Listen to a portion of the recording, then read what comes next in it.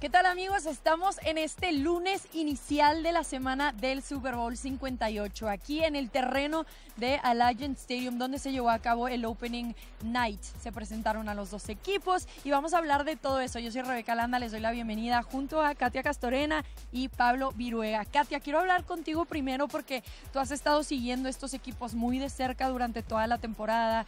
Te vi platicando con muchos de ellos. Danos primero tus impresiones de la noche. ¿Qué tal estuvo?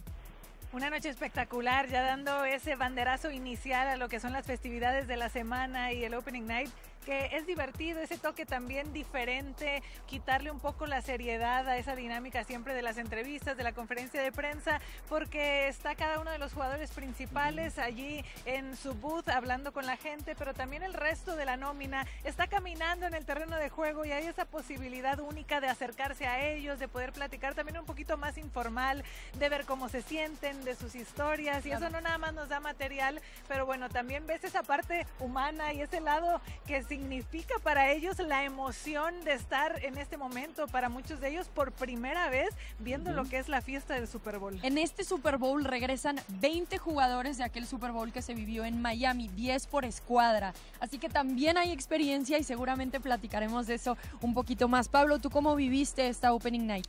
Bien, yo creo que como bien dice Katia, ¿no? Es conocer esa otra historia del jugador, ¿no? No es tanto la historia del terreno de juego, sino alguna anécdota, algo que haya ocurrido en la temporada regular.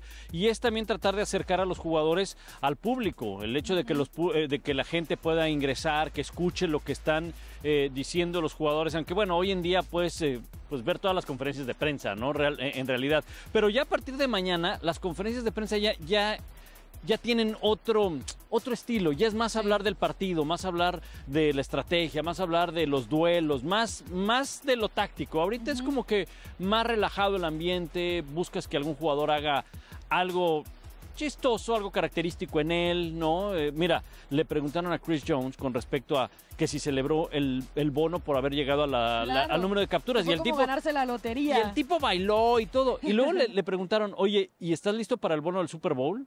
Y se volteó con la PR del equipo y le dijo, ¿tenemos bono del Super Bowl? Y le dijo, claro. Y entonces dijo, no, pues entonces voy a volver a bailar. O sea, ese tipo de cosas, ¿no? Claro, y también aquí mismo, ¿no? O sea, porque hay jugadores, como bien dice Katia, que están como en sus lugares sentados, que hay como cierta moderación entre quién les pregunta y quién no, pero después está el resto que se reparten y los ves con niños, haciendo cosas chuscas, haciendo TikToks, reporteando. Es muy divertido también para los que somos periodistas poder tener esas conversaciones un poquito más casuales con ellos. ¿Cuál fue una de las respuestas, por ejemplo, que te dio Alfredo Gutiérrez, que te vi platicando con él, el jugador mexicano de los 49ers, que te quedó que quisieras compartir ahora? Sobre todo el trayecto que ha sido para él abrirse un lugar, que decía el 1% logra abrirse ese lugar y llegar. O menos. Soñar con estar en la NFL, de entrenar en Tijuana, en San Diego, buscar esas oportunidades, después cuando estuvo en la universidad en Monterrey. Y sin duda, hoy estar en un evento así, en Opening Night, donde te cae el 20, que es la semana del Super Bowl y que eres parte de ese equipo, y él siendo parte del equipo de entrenamiento, de la escuadra de prácticas que prepara a todo el resto para lo que va a ser el domingo. Bueno, sin duda es especial porque decía, viendo hacia atrás lo que ha sido el camino y hoy tener la posibilidad de llevarte un anillo porque eres parte del equipo, y imagínate, ¿no? Son contados. Entonces me quedo con eso, lo que también significa inspirar a esas nuevas generaciones, abrir esa puerta para los que vienen. ¿Tú platicaste con alguno? Mira, platiqué, más bien escuché a varios jugadores, ¿no? Okay. Y lo que me llamó la atención, por ejemplo, de Kansas City, es cómo ves la seguridad de muchos de ellos, ¿no? O sea, la seguridad del escenario en el que están, digo, por algo, 4 veces en los últimos 5 años han estado aquí en esto, entonces para ellos es como una semana más, ¿no? Un día más en la oficina, ¿no? Me voy, preparo mi café y me siento en el escritorio. O sea, ellos saben, claro, es un nuevo capítulo, es un nuevo juego, pero sí para un jugador que nunca ha estado en un Super Bowl, el Opening Night es es una semana completamente diferente por mucho que ellos traten de llevar esa rutina. Una de las cosas que decían es tratamos de llevar una rutina como la de cualquier semana, ¿no?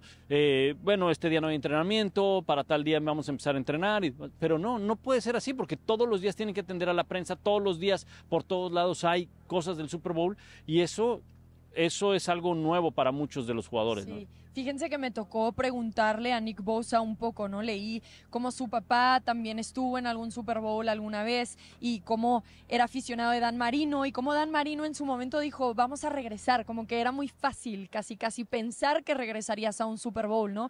Entonces el papá le decía, cuando tú estés en el Super Bowl aprovecha esa oportunidad, una que se les acabó yendo contra estos Kansas City Chiefs en Miami. Y entonces le pregunté, oye, ¿y qué puedes comunicarle tú al resto del equipo ya que tienes la experiencia, ¿no? Y hablo justo de aprovechar el momento, saber que esta no es una semana que llega fácil. No. Y cómo mantener al equipo muy concentrado en ese sentido, muy enfocado, pero sabiendo que existen todas estas distracciones y mucho más en Las Vegas. Y que no sabes si vas a regresar. O Sí. sea, muchos jugadores dan por hecho de que podemos regresar. Exacto. Mira, me acuerdo una vez de los primeros Super Bowls que me tocó, 29, San Francisco contra San Diego. Jerry Rice estaba en su momento y Jerry Rice dijo, es que estoy pensando en el retiro. Y todo el mundo, ¿cómo que estás pensando en el retiro? Pues que no sé si pueda regresar a otro Super Bowl.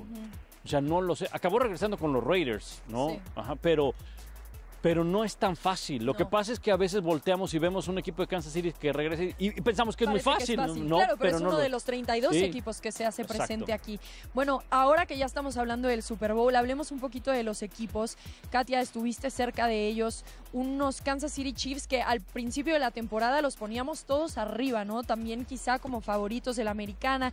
En la posibilidad los Bengalíes de Cincinnati, estaban todos ahí en esta conversación, los Ravens también, pero después los Kansas City Chiefs empiezan a bajar un poquito en la expectativa con toda esta dinámica que estaba viviendo el equipo y parece que ahora para la postemporada recuperaron como ese nivel, esa calidad. ¿Cómo lo viviste tú estando un poco más cerca quizá de los jugadores?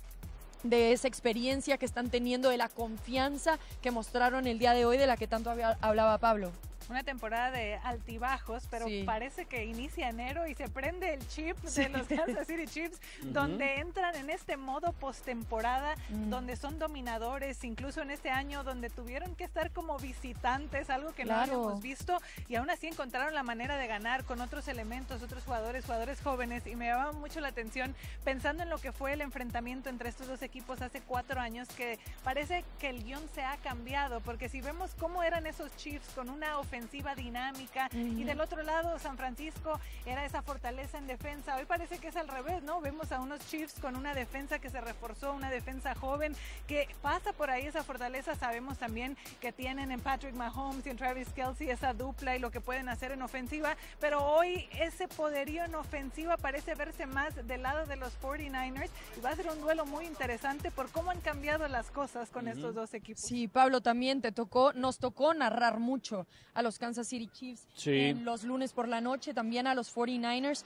una historia muy diferente, aunque también los 49ers tuvieron una caída en esas 3 derrotas consecutivas, también es un equipo que levanta, pero un equipo que también estuvo diciendo, esta defensiva tiene que hacer un mejor trabajo si quieren detener a Pat Mahomes y al resto de la escuadra, que no están ni siquiera en el mejor nivel de lo que los hemos visto. Sí, yo creo que mucho va a tener que hacerse presente la figura de Nick Bosa, Chase Young, ponerle presión a Patrick Mahomes. ¿Cómo fue que pudieron ganarle aquel Super Bowl los Tampa Bay Buccaneers, independientemente de que estaba Brady y demás? Totalmente. Fue la defensiva, fue ponerle presión a Patrick Mahomes. Entiendo, esa línea ofensiva no es la misma de la que tiene ahora Kansas City, pero también tiene debilidad en los tackles.